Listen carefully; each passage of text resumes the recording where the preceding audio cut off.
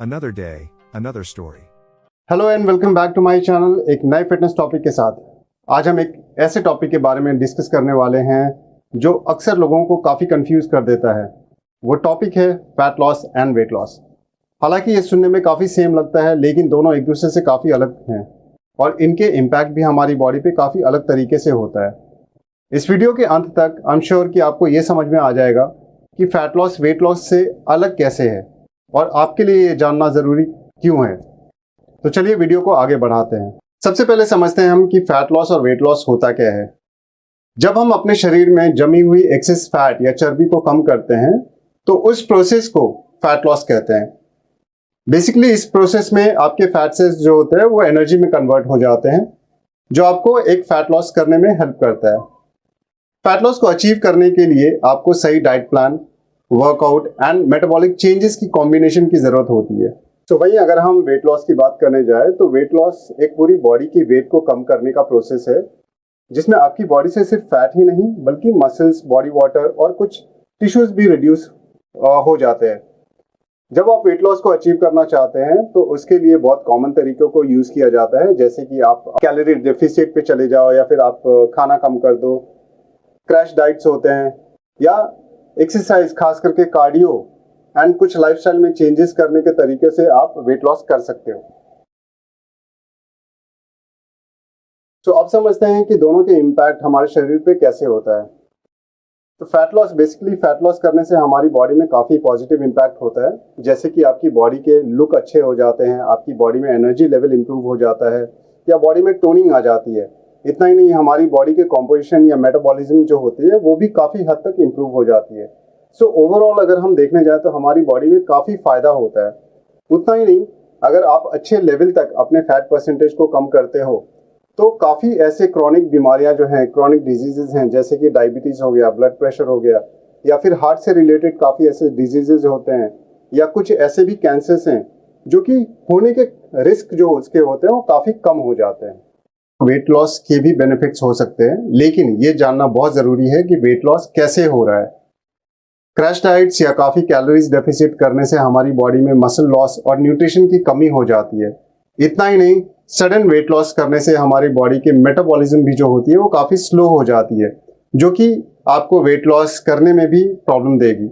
सो weight loss से थोड़ा फ़ायदा तो डेफिनेटली हो सकता है, लेकिन वो उन लोगों के लिए जो लोग काफ़ी ओबीस हैं, ऑलरेडी ओबेसिटी कैटेगरी में आते हैं, या मेडिकली उनकी प्रायोरिटी जो है वो वेट लॉस करने के लिए है, तो तब उनको वेट लॉस के बेनिफिट्स हो सकते हैं। तो आइए अब देखते हैं कि कैसे वेट लॉस या फैट लॉस को अचीव कर सकते हैं। तो फैट लॉस को अचीव करने के लिए बेसिकली आपको एक अच्छे डाइट प्लान और एक अच्छे वर्कआउट प्लान की जरूरत है। वर्कआउट प्लान ऐसा हो जहाँ पे स्ट्रेंथ ट्रेनिंग एंड कार्डियो की कॉम्बिनेशन हो, सो वो अच्छा रिजल्ट देगा आपको। डेफिनेटली फैट लॉस के समय आपका जो गोल होना चाहिए वो एक मसल मास को रिटेन करना होना चाहिए और फैट परसेंटेज को रिड्यूस करना चाहिए। वहीं अगर हम देखने जाएं कि वेट लॉस को अचीव करने के लिए हमें क्या करना चाहिए, तो वेट लॉस को अचीव करने के लिए आपको हेल्दी ईटिंग हैबिट को अपनाना चाहिए, लाइफस्टाइल में कुछ चेंजेस करने चाहिए, लॉन्ग टर्म वेट लॉस को देखना चाहिए, ना कि क्रैश डाइट से आप वेट लॉस करें। आगे देखते हैं कि fat loss and weight loss के प्रोग्रेस को मेजर कैसे करें। फैट लॉस के प्रोग्रेस को मेजर करने के लिए काफ़ी मशीनें आती हैं, जैसे कि BMI मशीन्स जो काफ़ी जिम्स में अवेलेबल होता है। विजुअल असेसमेंट्स कर सकते हो या फिर अपनी बॉडी को देखकर भी आप समझ सकते हो कि आपकी बॉडी में कितना प्रोग्रेस हो रहा है, क्योंकि जब भी हम लॉस करते हैं तो हमारी बॉडी में काफ़ी हद तक इंच लॉस होता है, जो कि आपको देख के भी काफ़ी समझ आ सकता है। आपकी बॉडी में एक अच्छी टोनिंग आने लगती है। लेकिन ये याद रखना बहुत ज़रूरी है कि आप वेइंग स्केल पर कभी भी अपने फैट लॉस को मेजर नहीं कर सकते हो, क्योंकि वेइंग स्केल पे सिर्फ वो एक वेट लॉस ही बताता है। भाई हम वेट लॉस को मेजर करने के लिए वेइंग स्केल को यूज़ करते हैं, जो कि एक बहुत ही कॉमन तरीका होता है। लेकिन आपको ये चीज़ कभी पता नहीं चल पाएगा वेइंग स्केल पे कि आपने जो वेट लॉस किया हुआ है वो फैट लॉस है या मसल लॉस है या फिर आपकी बॉडी का वाटर। तो इसलिए जब भी आप वेट लॉस कर रहे हो तो आप बाकी चीज़ों पर भी काफ़ी ध्यान दें, जैसे कि आपकी एनर्जी लेवल कैसी हो रही है, या फिर आपकी बॉडी की कॉम्पोजिशन जो है, या आप ओवरऑल कैसा फील कर रहे हो। ये चीज़ों को समझना बहुत ज़रूरी है, क्योंकि सडन वेट लॉस आपकी एनर्जी लेवल को भी काफ़ी ड्रॉप कर देता है। एक सही फैट लॉस गोल को अचीव करने के लिए आपको एक सही फैट परसेंटेज सेट करना होगा, जो कि आपके जेंडर, आपके एज, आपके लाइफस्टाइल के बेस पर सेट किया जा सकता है। एक बात हमेशा याद रखिए कि फैट लॉस का जो प्रोसेस होता है वो काफ़ी स्लो होता है, इसलिए आपको पेशेंस रखना बहुत ज़रूरी है। आप ये नहीं बोल सकते हो कि मेरा रिड्यूस नहीं हो रहा है, फैट रिड्यूस नहीं हो रहा है, आप इमीडिएटली चेक नहीं कर सकते। वहीं वेट लॉस गोल को सेट करते समय हमेशा यही याद रखना चाहिए कि सडन वेट लॉस हमारी बॉडी के लिए अच्छा नहीं है, इसलिए वेट लॉस को थोड़ा इजी तरीके से रखें।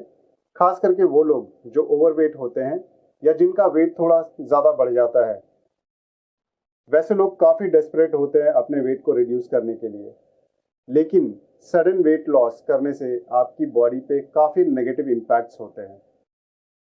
फैट लॉस या वेट लॉस किनको करना चाहिए? तो जब हम फैट लॉस की बात करें तो फैट लॉस ऐसी चीज़ है जो आपकी बॉडी में हमेशा इंप्रूवमेंट्स देगा, आपकी बॉडी के लिए बहुत अच्छा होता है।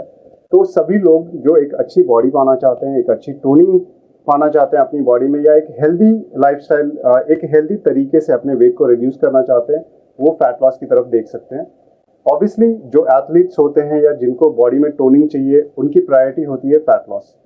वहीं अगर हम देखने जाएं कि वेट लॉस किन के लिए ज़्यादा ज़रूरी होता है, वेट लॉस किन को करना चाहिए, तो वेट लॉस के लिए भी जो ऑलरेडी ओबीस कैटेगरी में है या फिर बहुत ज़्यादा वेट हो गया है या जिनकी मेडिकल कंडीशन की वजह से प्रायोरिटी हो गई है कि वेट लॉस करना है, वैसे लोगों को सबसे पहले ये देखना है कि वेट लॉस करें, एंड उसके बाद एक लेवल पे आने के बाद में वो अपने जो फैट लॉस है उसको टारगेट कर सकते हैं। तो यस, दोनों चीज़ें अपनी जगह पे सही है, अपने हिसाब से लोगों को करना चाहिए।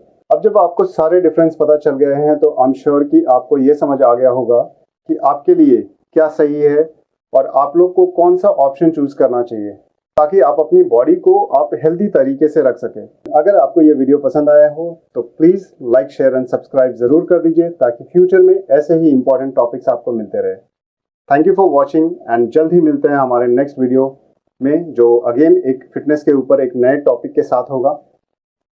एंड अगर आपको कोई भी क्वेरी है फिटनेस से रिलेटेड तो आप प्लीज़ कमेंट करें अपने क्वेश्चन को लेकर के। मैं कोशिश करूंगा कि जितनी जल्दी हो सके उसका आंसर दे सकूं। Thank you so much. You all have a nice day.